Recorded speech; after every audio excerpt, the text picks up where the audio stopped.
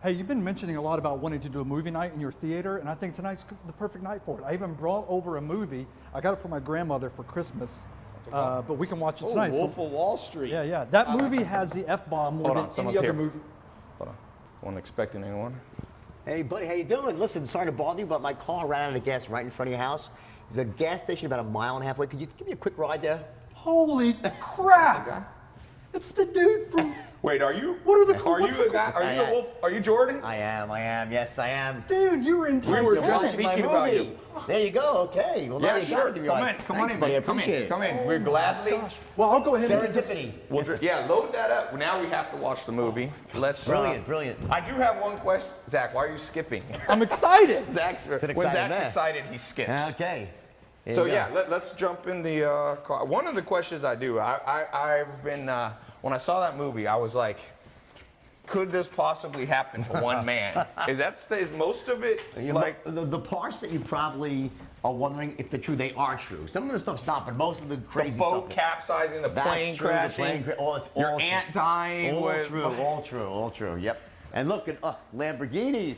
All right. Well, you know the scene with the Lamborghini, right? By the way, you should let me drive because. Wait a second. I remember that's the scene where you. What's the chance of it happening twice, right? There's no chance. I'm pre-disastered, right, buddy? You're a good salesman. I am, right? Believe me, you won't. I might drive this first. I might drive the first one, and then from next time once we there come. we go. I got to IOU. Was that the true thing where it was true? But listen, it wasn't a Lamborghini. It was a Mercedes. So was it Quaaludes or what made him like? Well, it was Quaaludes, but it was the original real Quaaludes, like these ultra strong Quaaludes from 1978 that had a delayed fuse. Long story, but it was a good one. Yeah. Do you remember trying to drive the Lamborghini or the Mercedes?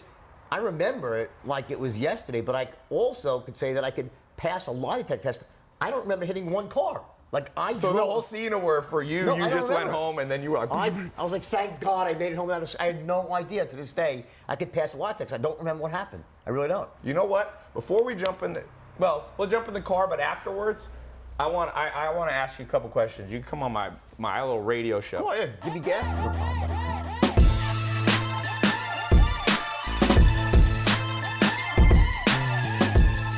So in the movie, question for you. Did you help in terms of, were you on the set? Just at the end, because listen, the movie, watching a movie film is kind of boring. Actually, it's very slow. Right. It's like it's watching paint dry. So, but at the end, I was there, and but I worked really closely with Leo on the script and on the really the dialogue. Because you wrote the book. Yeah. Well, I wrote the book. Terry Winter, a great writer, wrote the script, and I went and kind of rewrote the actual boardroom scenes with all the stock stuff. But Terry was amazing. Great job he did.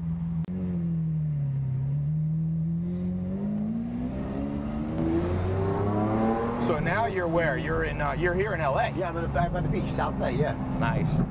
You've been all over. I was reading. You lived in Australia for a while. You lived. Obviously, you're from New York. I just got invited to Iran today for 4 days. Wow. There's speeches in Iran. Yeah. You gonna take that up? Yeah, absolutely. Why not? Right. I used to say that my movie was a hit everywhere, but Iran and North Korea. Now I guess it's just North Korea. I was wrong. Nice. So what? At this point in your life, is it all excitement? Is it travel, adventure? Are you back in business? I know you've got your sales, consulting and programs. I'm fortunate that my business has been great with speaking, consulting, and but you get to a certain point. I mean, I've listened to the whole party craziness like that is a good memory. Right. But the things that make sense at 25 don't make as much sense at 55. Right. But so I look back at those days, and say, yeah, okay, I did it, But now I'm married, I got a great woman in my life, so very happy, But I'm always working on something. I always have a project I'm working on. I can't just sit still for more than a couple of days. I go nuts, right? This is it. This is good. Yeah, this car is pretty fun.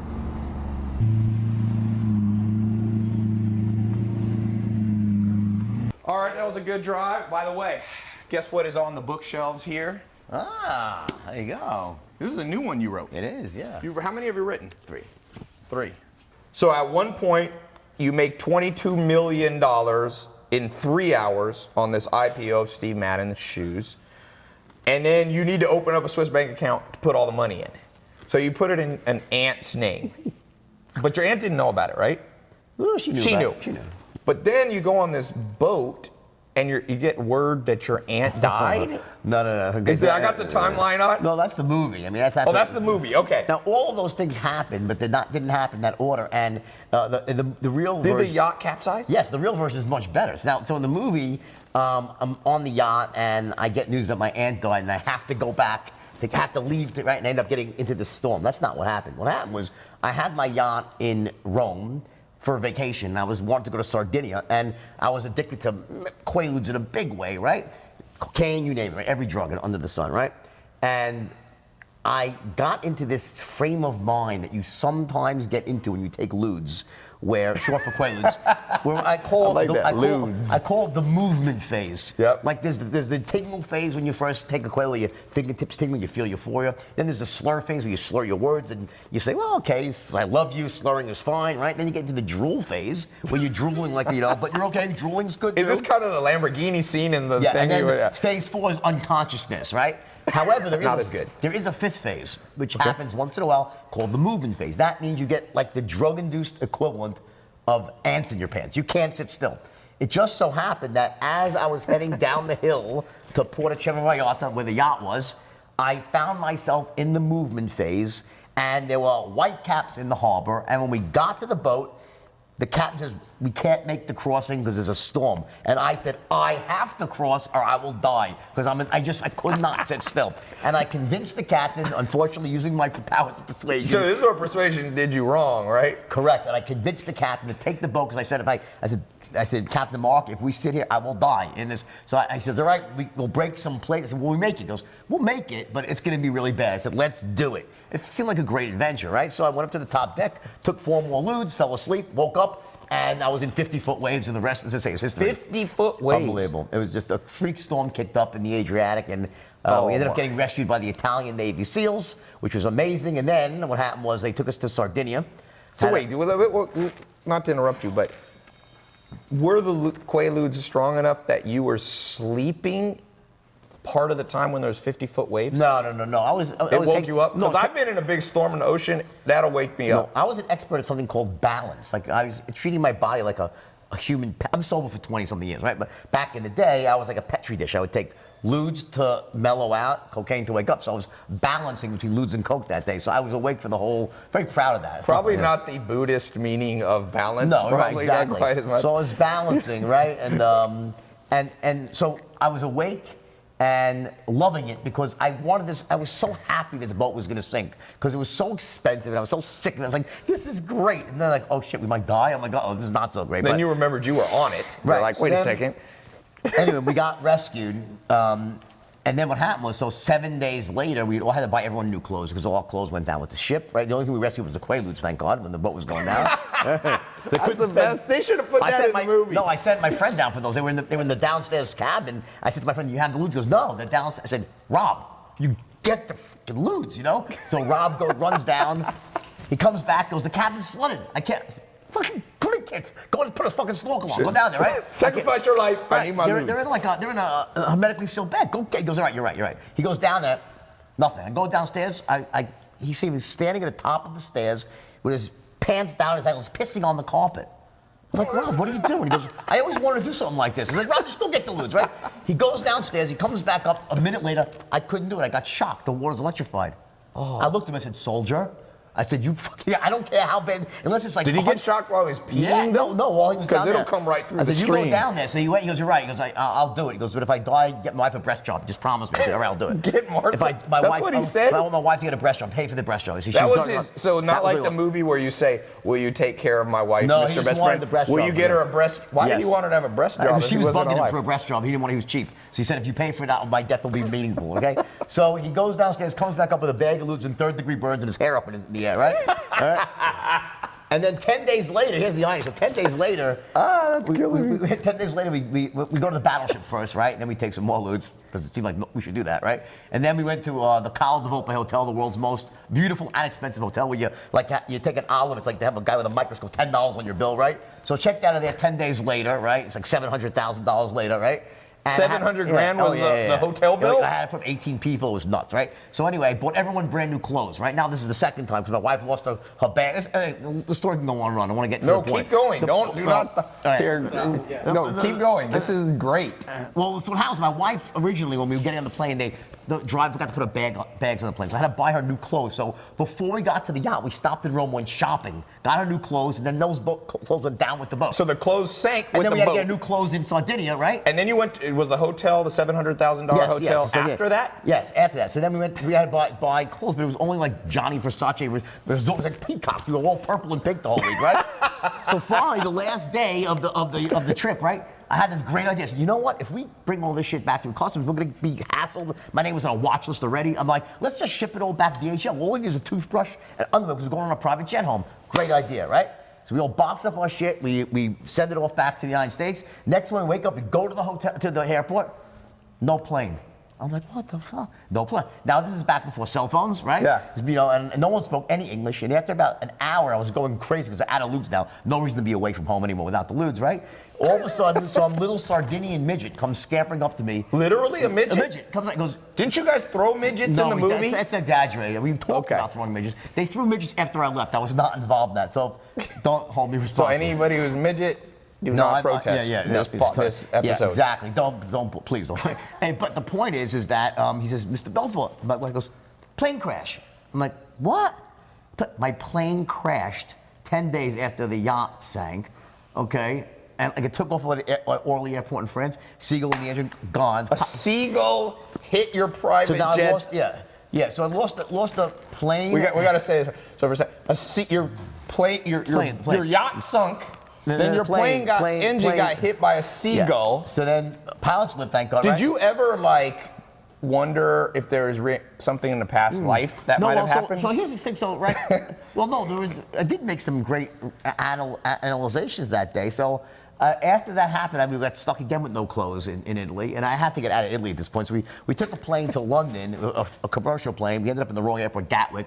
But you had clothes on. The clothes we wore, Versace, right? they had purple and everything. But here's the irony, you know? Here's how crazy drug addiction is that at that time, you'd think I'd say, okay, obviously, God is telling me this. My life's out of control. There's something not right here. Right? Everything's insane. I'm doing drugs all the time. Things are happening. No.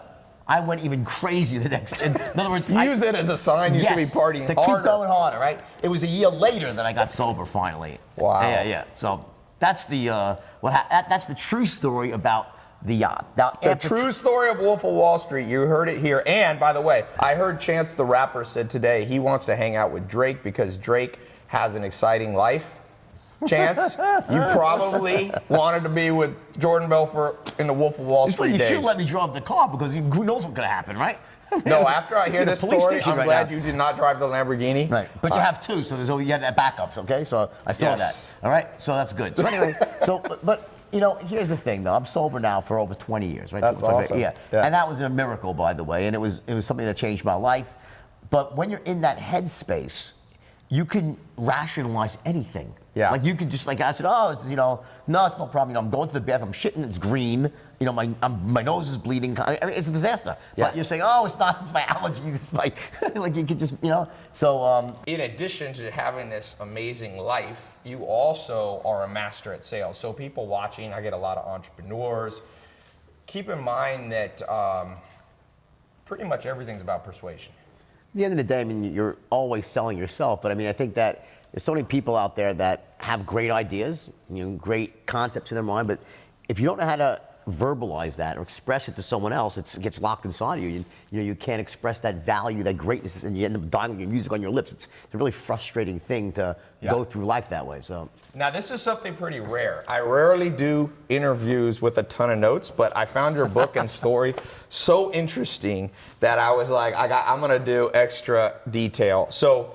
You did homework, basically. I did homework, but I read the book. I try to read a book a day, and this was my book of the day. Okay. So, you're a best-selling author, as people know. The book, the movie was adapted from your book. Mm-hmm. Leonardo DiCaprio plays you. It was nominated for an Academy Award for Best Picture. It's an amazing story. It also has the most uses of the F word in any movie, 569. Is that right? It's either 509 or 560. What's- Over 500 plus. Was that because you are from New York and people in New York just swear a lot? Combination of New York and Wall Street together is a deadly combination. It's like the most common word is the F-bomb, except for the word the. So it's, neck and neck. If you would have had a sailor story, that would have been, you could have combined Wall Street, New York, and sailors. So for those people, I think almost everybody's seen this movie, but you worked at first for this L.F. Rothschild, working for a guy, Mark Hanna. And you got into the whole sex, drugs, and rock and roll world of Wall Street. Why'd you leave?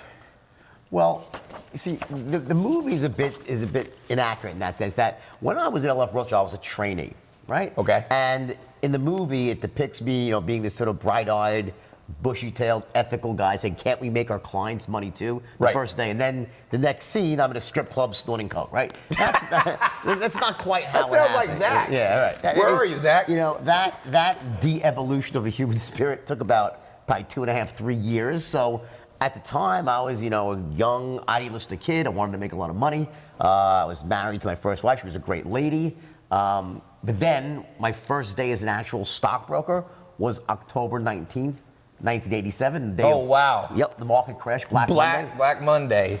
And I watched in shock and awe as the market went down 509 points in a single day. And Rothschild. Were people committing suicide back then? Any brokers jumping off? Yeah, one or two jumped out. They probably would have jumped anyway. But the point is If that they were just in a it's always a jumping jumper mood. here and there around the world, right? But the point is that Wall Street basically shut down for a time. And if you're probably a bit younger than me. I think you're definitely younger than me. It was perceived back then that this would be the beginning of the next Great Depression. That it wouldn't just stop there. It would cascade into the whole economy, and it didn't. So.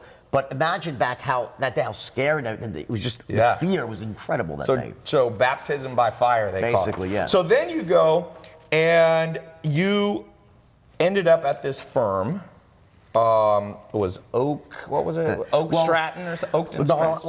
well, I went to a firm called the Investor Center, which is a penny stock firm, right? Okay. And that was where I, it was really the first time I ever sold stock, and I became the top broker the first day. I just broke all the records. Really? And then- In the first day you My broke first all the day- records? First day, yeah. So do you think you're a born salesman? Well, yeah, for sure I am. And there are people out there who are, born closers, born salesmen, far and few between. There are some. When that really means, though, what does it mean to be a born salesman? What it means is that you're actually running a strategy automatically Yes. inside. You're doing it. You're still following a script, but it comes natural. automatically. So, but you don't realize it, but you are following a certain protocol that gets you to the same outcome every time. So that's really what a born closer is. So, for those people watching that are entrepreneurs, want to learn sales, what did you do in that first day that you basically became a top salesman? Like, we're going to talk more about your whole sales straight line formula, but first day you didn't have time to implement a whole script. What do you do that most people don't do? Is it your tonality? That's one of the things, body language, tonality, taking people through features, not just features, but benefits. Like, what do you Right. think you did that first day? Well, in fact, one of the interesting things you said, you didn't have time to put together a script. In fact, I did. Oh, you did? Oh, yeah. On day one? I took 3 hours to write one. See, I would never, this is something interesting thing happened many years later, this is relevant, is that when I was tested by some psychologists about my ability to close, they put me through a whole battery of these weird tests, and one of them was a mock sale where I had to close someone in an investment type of situation that was being filmed. Was it like sell me this pen Well, kind no, of it was thing? they handed me some information on the dairy industry, and I had to then convince someone to open up an account at a firm to manage the money for the dairy industry, right? Okay. So they handed me about 10, 12 pages of information, right? And they said, take as much time as you want and, to study this, and let's see you close this guy, right? So I start reading it, I'm reading, right? I start writing down my thoughts. About 30 minutes later, they knock on the door. I'm like, yeah. I said, do you need more time? I said, yeah, just give me another 30 minutes. I said, okay, no problem. 30 minutes goes by. They come back. I said, just give me another 20 minutes. They said, no problem. Take 20 more minutes. I said, give me 15 more minutes, right? Anyway, after about 2 hours, I said, I'm ready. And I had wrote myself a really, really, not an exact script, but pretty close to a really killer script with sort of, how I would actually engineer the sale from start You were to selling finish. penny stocks. No, at no, the this beginning. is I'm talking now is recent, many years later. recent, okay. But I want to tell you this because it's relevant. Now, This is this is like, I think 2010 that this happened, Okay. right? With psychologists being filmed. Oh, okay, this is the and later they called in test, some yep. guy who was an actor, and he was supposed to be the CEO of a dairy company, and I was supposed to close him. So we go through this whole thing, and I introduce myself, and we go through this back and forth, and they're filming the whole thing. And after about 15 minutes, the guy he's like, okay, fine, I'll open up an account, and he starts laughing his ass off. So I'm like, what's so funny? Psychologists come in, they say, we told him under no circumstances should he say yes. Yep. Yet within 15 minutes, he said yes. I don't get it. I said, well, when I got the guy into a situation, did it make sense to say no? They said, well, here's the weird thing. We've tested 100 other people in sales, and no one ever spent more than 5 minutes reading the material. Huh. You spent 2 So hours. preparation, it's some simple fundamentals. Strategic, well, part of the straight line is about strategic preparation, meaning that listen, my overriding concept is every sale is the same, right? Yes. And that would seem to be counterintuitive. Yes. Because everyone has different needs, different belief systems, right? Different Yes. outcomes. But the truth is that every sale is the same. Yes. And I'll explain that a little bit later on in the interview. But it starts with your ability to essentially make an airtight case to someone. Yes. On both a logical and an emotional level, right? Yeah. About, essentially why you're right to want them to do whatever you want them to do. Why does it make sense, right? Yes. And it's got to be an airtight case, and then you have to be able to also accomplish other things as well. So there's 2 ways to go about that. One is to wing it, which Yes. you might be able to do if you're really, really great, or you can write it down, plan it out. I mean, the second one is where you really start to bring your averages up tremendously. So I'm a big believer in strategic preparation. Yeah. So one of the things, I'm going to skip around. Sure. You brought this up. One of the things that you brought up, you bring up in the book. Where did I put the book? For those of you watching, popping in live, this is his new book, Way of the Wolf. So you say basically there's the 3 10s. People need to be a 10 in 3 areas: on your product, Right. on trusting you, and on trusting the company as a whole. And you talk about how most salespeople don't understand. You got to bring people to a 10 certainty that it's the best product for Right, them, that right. it's the Yeah. best company, and you're the best person to sell it. Well, again, imagine a continuum of certainty, like a 1 on this side, Yeah. a 10 on this side, right? And 10 means absolute certainty, the best products in sliced bread. A 1 means they think it's the biggest piece of crap ever, right? Yeah. So obviously, you want your prospect to be at a 10 or as close to a 10 as possible when you ask for the order, right? Yeah. So most salesmen, even rookies, will intuitively know that. They'll say that makes sense, right? But what they don't realize, it's not enough. Yeah. You also have to get them trusting and connecting with you at You that as a same person, yeah. high level of certainty, right? Yep. As close to a 10 as possible, right? Versus a 1 meaning they think that you're a thief. So Nope. so sometimes they think it's a good product, but they don't like you, so they don't buy. People don't buy who they don't like or trust or Yeah. connect with, right? And the third element is the company that stands behind the product. Yes. So those 3 elements have to line up in every sale, no matter what you're selling. It doesn't matter. Tangible products. You were selling dairy. Information, ideas, So if you were concepts, going to right? sell a pen, where's a pen? I meant to bring a fancy pen. Sell me this phone. So the famous line in the movie at the end, they actually bring you in with DiCaprio, is like, sell me this pen. Now, I'm going to get to that later, what the interesting answer your business partner Right. gave you when you did it. But the idea is, this pen, they have to think is a 10.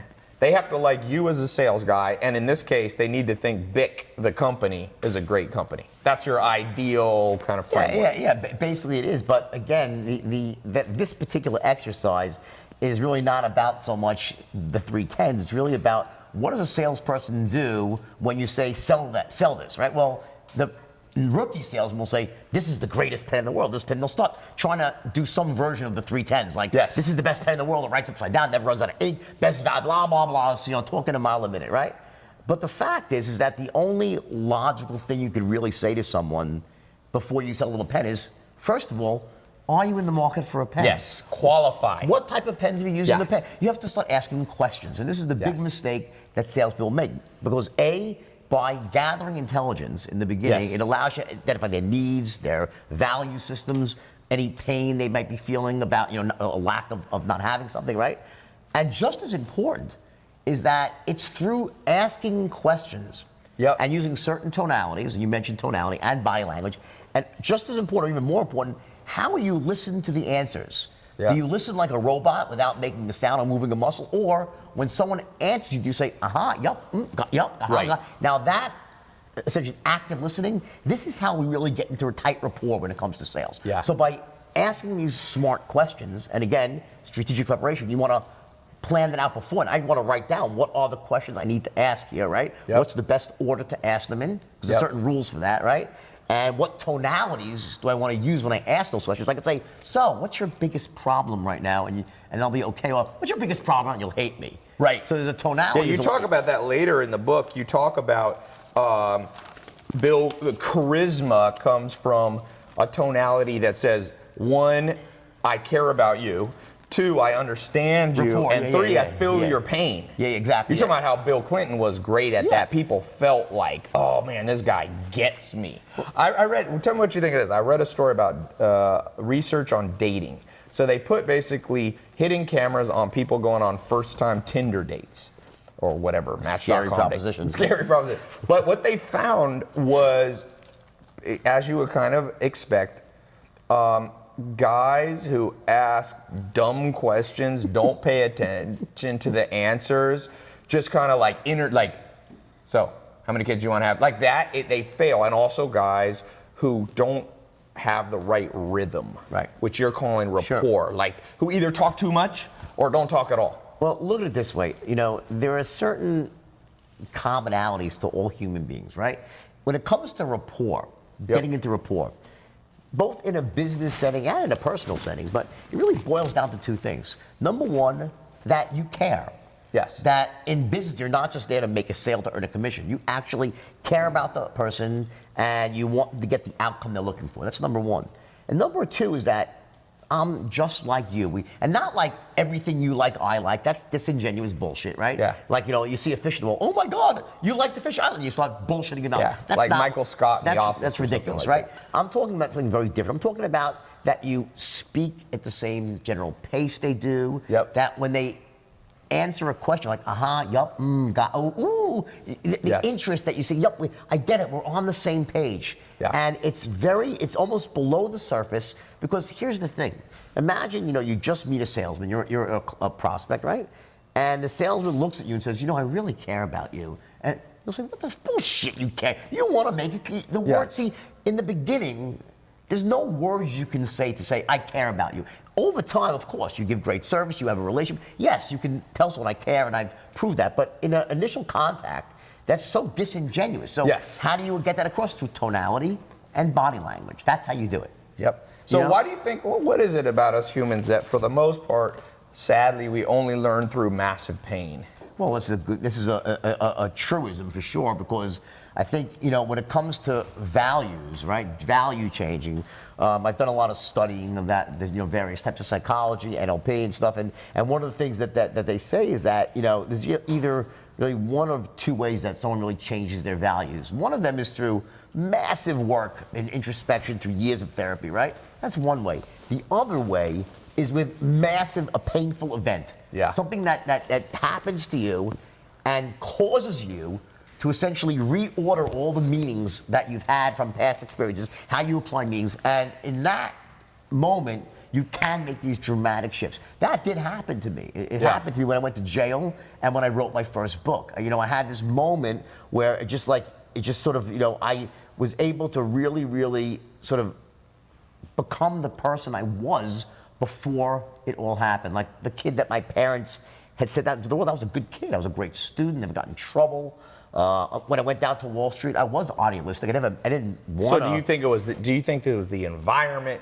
You're idealistic, you get dropped in Wall Street, there's money flowing around, there's sex, drugs, rock and roll. It's just, because I do believe, one of my mentors, Joel Salatin, told me that the system trumps individual self-control. So the problem with that is that makes me a victim, but I don't believe in being a victim. No, not a victim, because you could have left New York. Well, here's the thing. So there's no doubt that the environment can be toxic to certain people, right? But to many people, it's not toxic. So obviously, I think with myself, at least, there were some things inside of me despite my parents being good parents and despite me not getting in trouble before, I had certain insecurities. I think we all enter adulthood with certain insecurities. Right. And, sort of not feeling that we're as great as like other people might think we are. So here's what happens. When, we see it in Hollywood a lot and in the music industry where you have these young stars, they go like when Britney Spears went bananas for a while, now she's normal again, great, right? So, what happens is that, when you're growing up and when you're in your early 20s and you don't have everything you want, you say, you know what, I don't have everything I want because I'm not successful yet. My life isn't the way I think it should be. So I understand that there's still pain and you can justify it. It makes sense. Yeah. But then what happens is when you all of a sudden become filthy rich and famous and successful, you still have all the pains and insecurities. Yes. So it exaggerates what was but deep now in. you're like, oh my God, wait a second.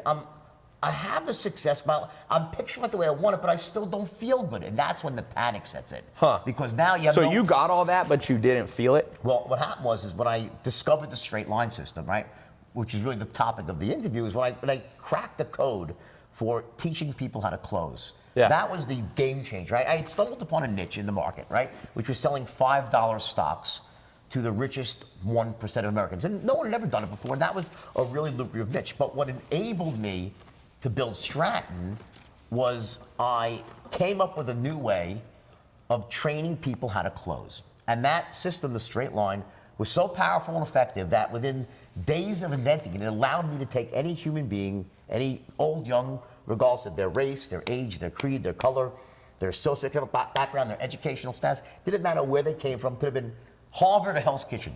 I could take them in a couple of days. Even if they weren't natural salesmen? Absolutely not. That was because you talk about it in the book, you took people in weeks and made them into the people that world-class closers, right? And the point, and to bring up that whole idea of a natural salesperson, what I essentially did was I was able to take the strategy that I was using automatically, slow it down, and put it into a step-by-step formula that could be essentially transplanted and inserted into anybody else with just a little bit of work. And to this very day, I still teach it around the world. And what it does for people, it changes people's lives because there are so many people out there that are brilliant, talented, hardworking, success-oriented. Good businesses they've launched. But they just don't have that ability to get their point across. And what happens is, look at it this way, every idea has a certain intrinsic value, right? Mm-hmm. But how someone else perceives that value is either multiplied or divided by the person who's explaining it. Yeah. So if I explain the idea, they're gonna think it's a great, if someone who's terrible at selling, they'll think it's a shitty idea. Yeah. So imagine, I said this a minute ago, all the people out there who are these brilliant, hardworking, smart people, they wanna make money, they wanna provide for their families, they want to help their parents, their communities, right? Great intentions. And they have great ideas.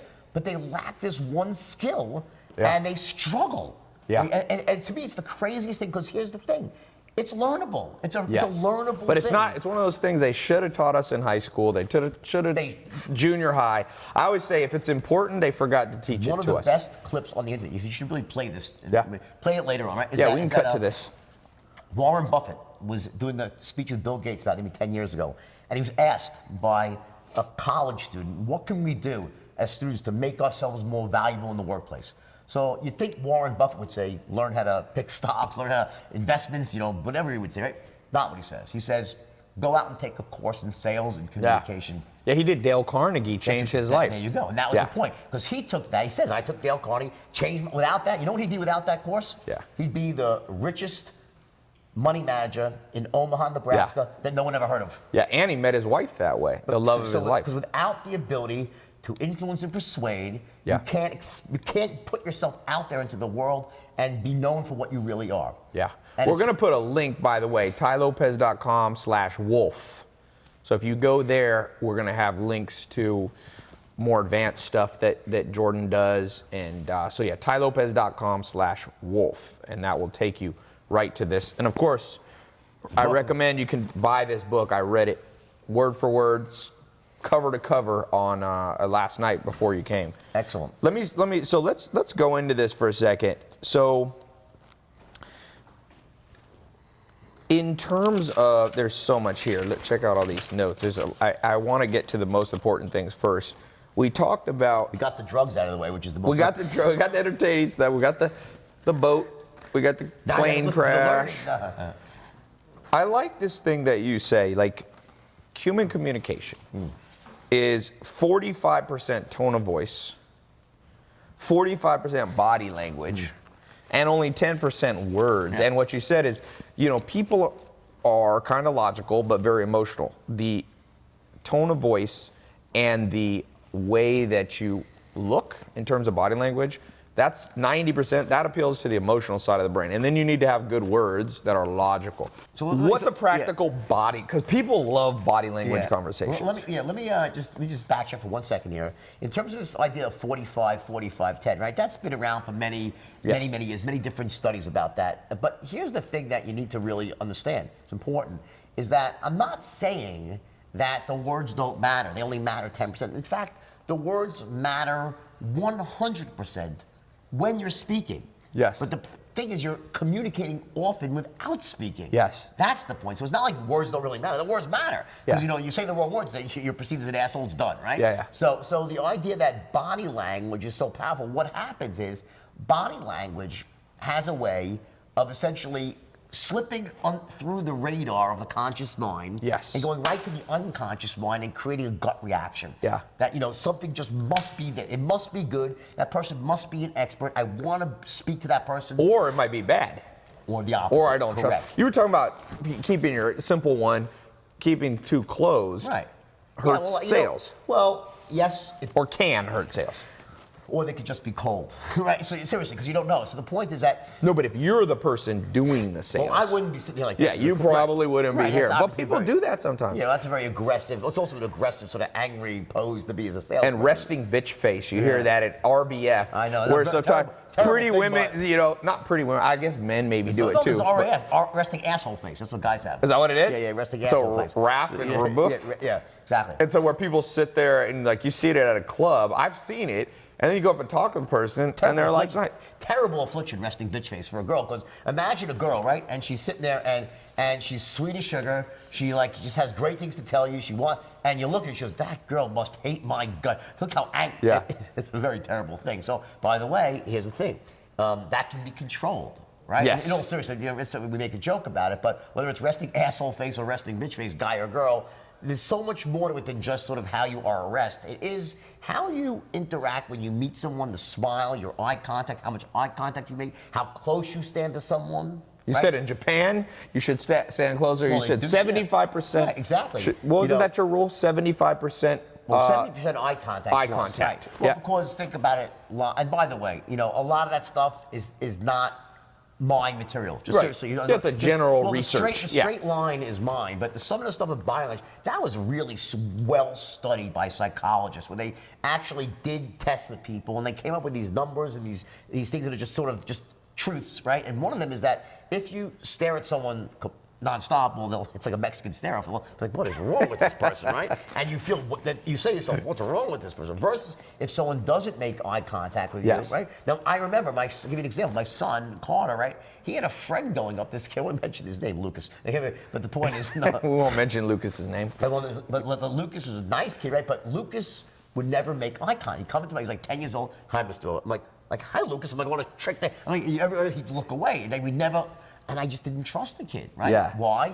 Just because of no reason. He could have just been He's shy. A nice kid. I'm sure he got pretty glad of it. But the point is, this ability to come off in a way that someone says, you know what? In sales, get to sales.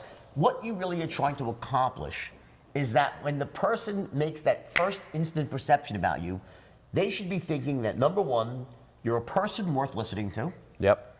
And why? Because this person can help me achieve my goals. Yes. Now, if you want to get down to what are the three things that really go into that, well, here's what they are. Number one, you need to be perceived as being sharp, sharp as a tack. And then you said enthusiastic. Enthusiastic as hell. Now, I'm not talking about enthusiasm. It's something not that. I'm talking about bottled enthusiasm. Right. It's below the surface. It could be whispering, but there's a power in your voice, an excitement, and people just, it must be good, right? And the third element, which is the most important of all, is an expert in your field. An expert, Because you call this there's a chapter on the 4 seconds. Right, you got 4 seconds to convey that. I said that in 1988. It turned out I was wrong.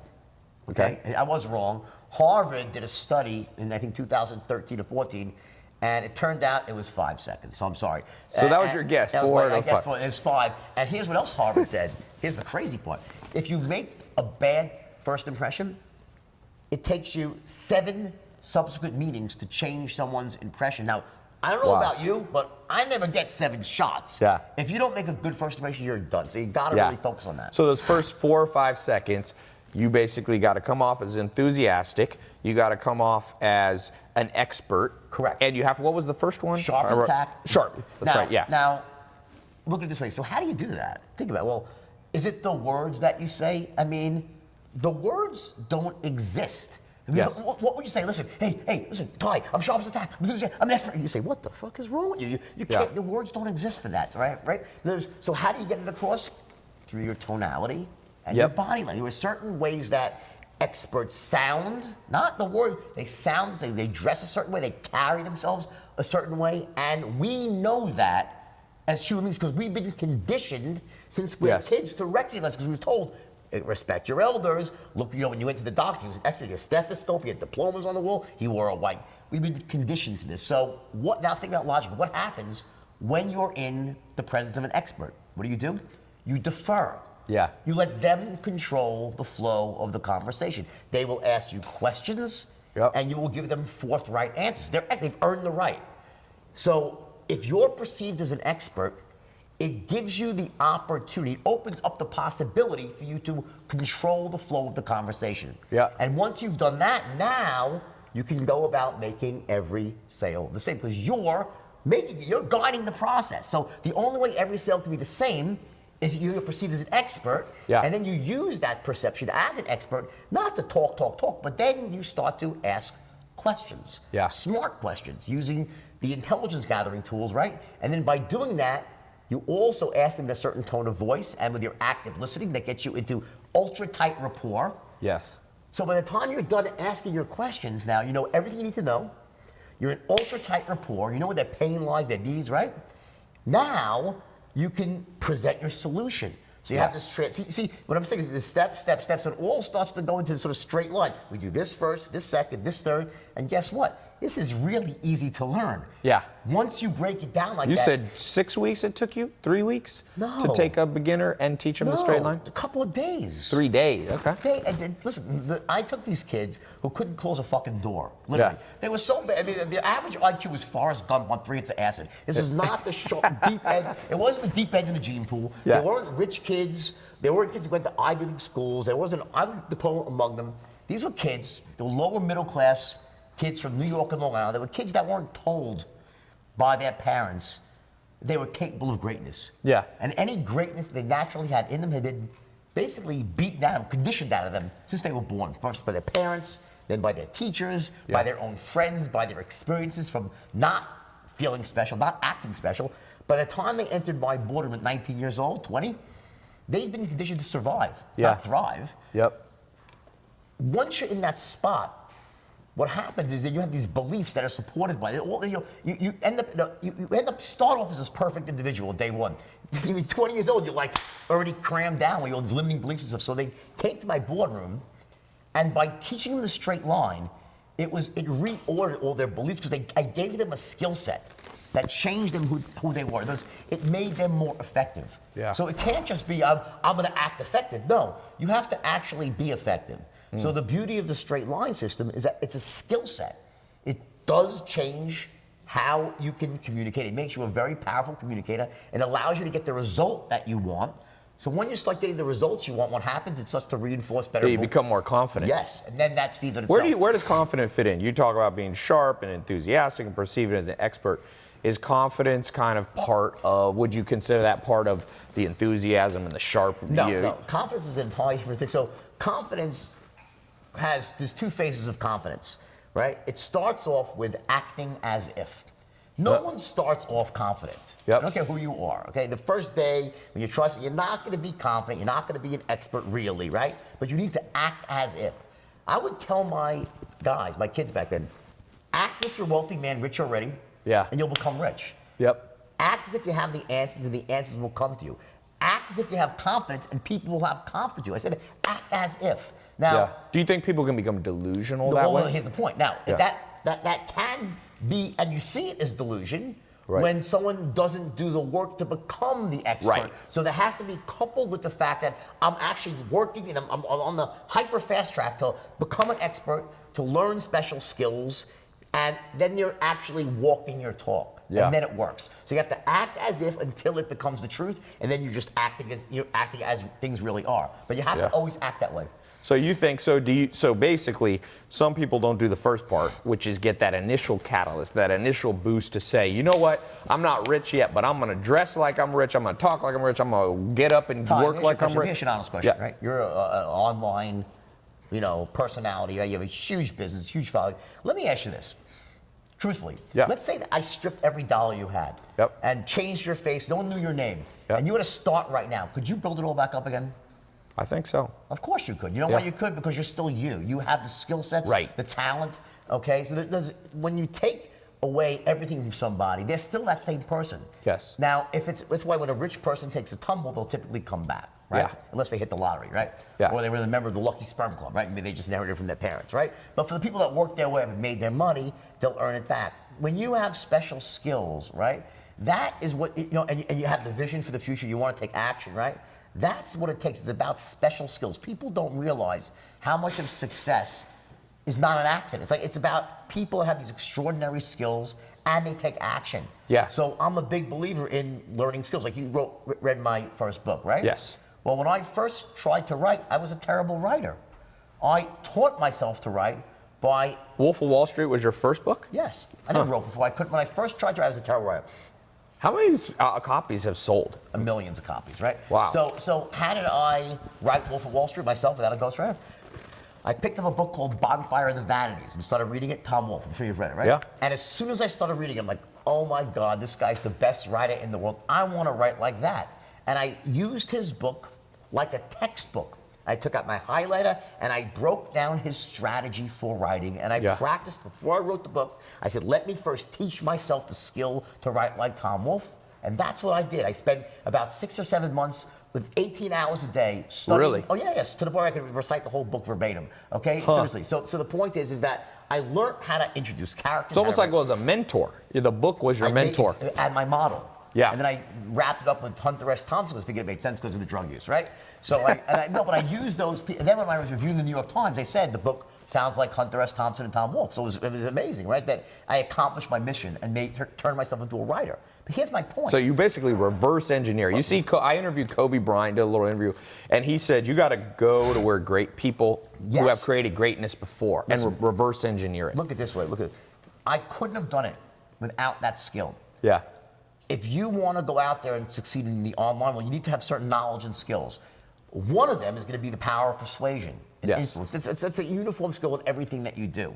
Whether you're a Bill Gates who convinced IBM to give you the rights to supply before you even own it and convince someone else to sell it, right? Yes. Whether you're a Steve Jobs, goes without saying, right? It's this ability could be just to sell your vision for the future.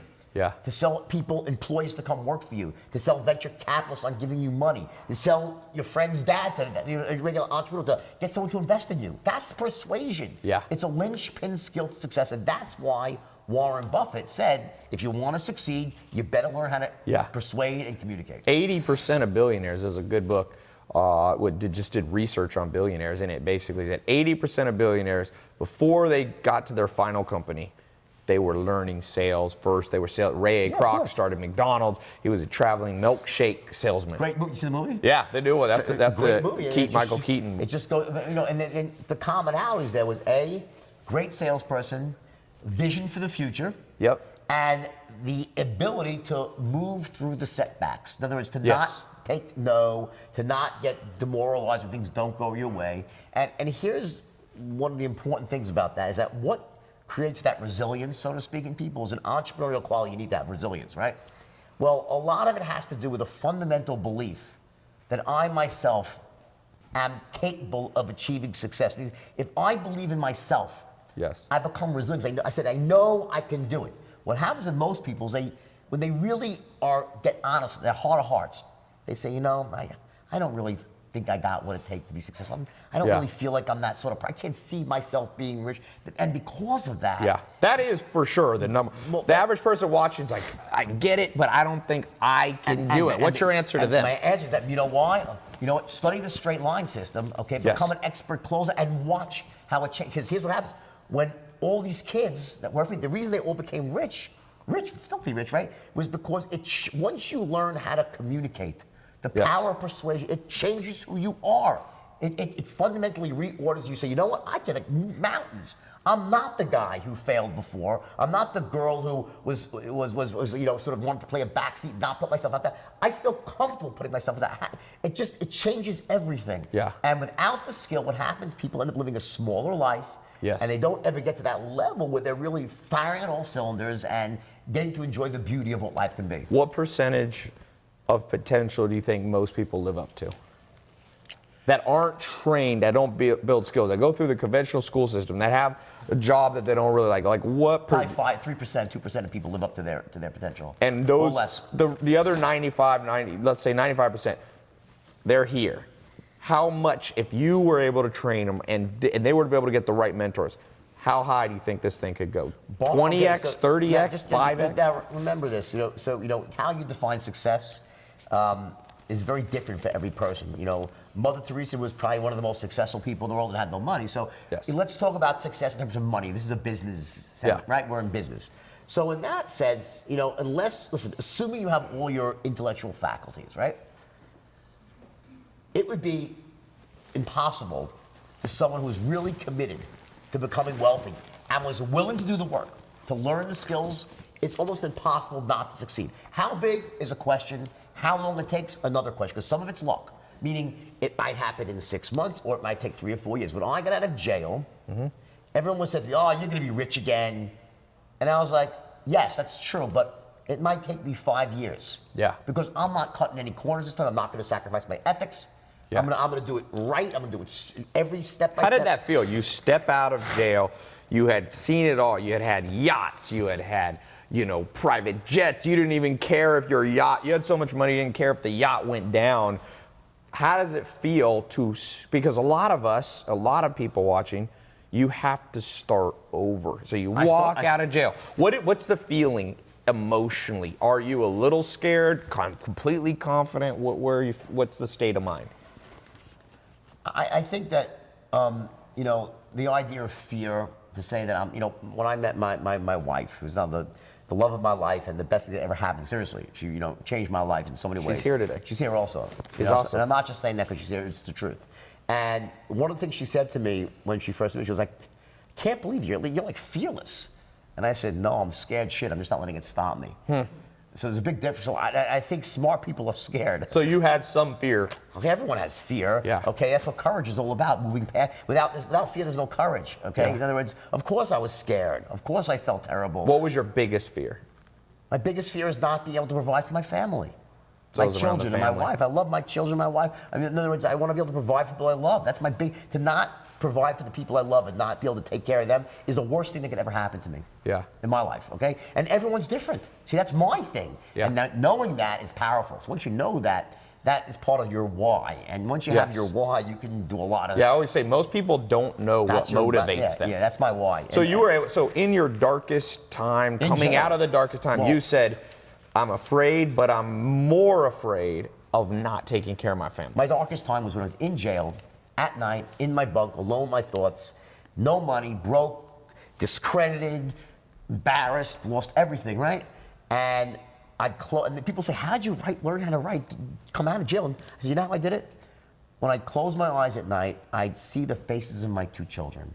And I said, I have to make it right for them. I have to come back from this. And there was no way I would give up for them. We'll always do more for someone we love unconditionally than we'll do for ourselves. And that's where you draw your power from and your self-motivation from the why. Why do I want to succeed? Why do I want to be rich? It's, why people will do insane things for religion. Because if you believe in something else, got to be not yourself. You only go so far for yourself, but you run through a wall of fire for your child or your loved one, right? Very big differences. So that was what propelled me. And also, the fact that, I got honest with myself. I knew, a lot of people go, I was, they conspired against me, I'm innocent. I was fucking guilty. Yeah. I took a great thing. Forget the idea about selling $5 stocks. That was a great idea. That wasn't illegal in and of itself. No, it was totally legal. I took the straight line system, which was the most powerful system for persuasion ever created. And it is, by far, nothing even compares to it, right? It really doesn't. And I took that system and I bastardized it. I taught it to people so they could go out and commit mayhem. Yeah. Now, there's nothing wrong with the system. It's how I applied the system. It's like an M16, is it good or bad? Depends who's holding it. It was a pit bull. It was so powerful, but it turned the wrong way. So I said to myself, I'm going to go out there and I'm going to prove to myself and my family, everyone I love, I'm going to do this the right way, and I'm going to go out there. I didn't know how I would do it. I never thought in a million years that I'd write a book and the book would become a movie. Who would think that? The chances of that happening are 1 in 10 billion. Right? Come on, it's like it never happens, right? You know, for every movie that gets made, there's 10,000 that don't, and for every book that gets published, there's 1 million that don't, right? Yeah. First time off the so, but it happened. But when it happened, here's the most interesting thing of the whole story. So when I sold the book, it was a bidding war between Leo and Brad Pitt. I chose Leo because Leo's Leo, right? And he had Marty Scorsese attached as well. Terry Winter, the screenwriter, famous, amazing, brilliant screenwriter, he penned the script in 2007. And the first draft was brilliant. Usually, it takes them 4 or 5 drafts, right? His was right on the money. Scorsese read it, loved it. Warner Brothers loved it. They went down, struck a deal, 2007, right? Ready to go. My book's not even out yet. I'm like, they're gonna make a movie. This is gonna be great. I'm gonna be rich again, right? The writer's strike hits. Oh, wow. They can't finish, right? Leo and Marty go on to do Shutter Island. The Wolf gets sidetracked. It takes 7 years for it to come back around. Now, and that day I was so upset. So what did I do? Did I cry? Did I? Well, no. What I did is I took that time, my wife and I, we met right around then, and we made a decision. It was right when the GFC hit, right? Things were terrible. You couldn't make any money writing. And I said, let's go into the speaking business, build a business together. And we started a business together. We built this big business around the world, speaking and mentoring, coaching, right? Around the straight line. And by the time the movie came back around, I was wealthy. And Leo's like, what the hell happened? You were broke? I said, well, he looked at the straight line. Marty saw it and said, oh my God, we got to change the movie. The original movie ended with me in jail. They changed the 3rd act to reflect what happened in my life. So I changed my own life story as it was happening through hard work, perseverance, and vision. And that's what I could say to anybody who's watching this. It doesn't matter where you are in life. If you're willing to put one foot in front of the other, but you gotta have the skills. Yes. It doesn't happen without the skills. Yes. Whether it's writing a book, whether anything you do, there's always gonna be a certain set of skills you need to be really high level at to get what you want, the outcome you want. One of them is always going to be persuasion. Yeah. So study the straight line. It works. It teaches anything. Yeah. So for all of you listening, watching, TaiLopez.com/wolf is going to take you where you need to go to get the straight line system. Also, as we wrap up, I just want to remind you, Way of the Wolf, Jordan Belfort, is his 3rd book. I read it. We need 8 hours to go through this. I'm actually going to we're going to record a little special module off air here on for those of you who are in some of my programs too, because I want to talk on this objections thing real fast. That's, by the way, one of the best aspects of the straight line. Yes, how to overcome, because that's, you go to sell something and people go, I'll buy it later, or I don't have enough money, or, you know. Well, let me think about it, let me call you back, bad time of year, it's Groundhog's Day, it's Christmas, fucking, leap year, right? There's always a reason why. And the thing is that what trips up most salespeople is that they don't really understand what objections are. Right. People say, there's stalls. Okay, fair enough, right? The smoke screens. Well, for what? What is it really a stall? Here's the truth, what objections really are.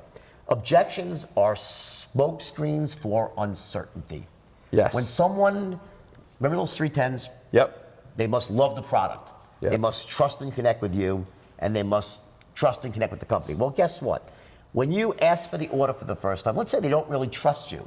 Yep. What do they say? Sorry, Ty, I don't trust you. That's very rude. They'll say, hey, sounds good, Ty, let me think about it. Yes. See, they don't tell it. It would be nice, it would be a great world if your prospect said, listen, Ty, I don't trust you.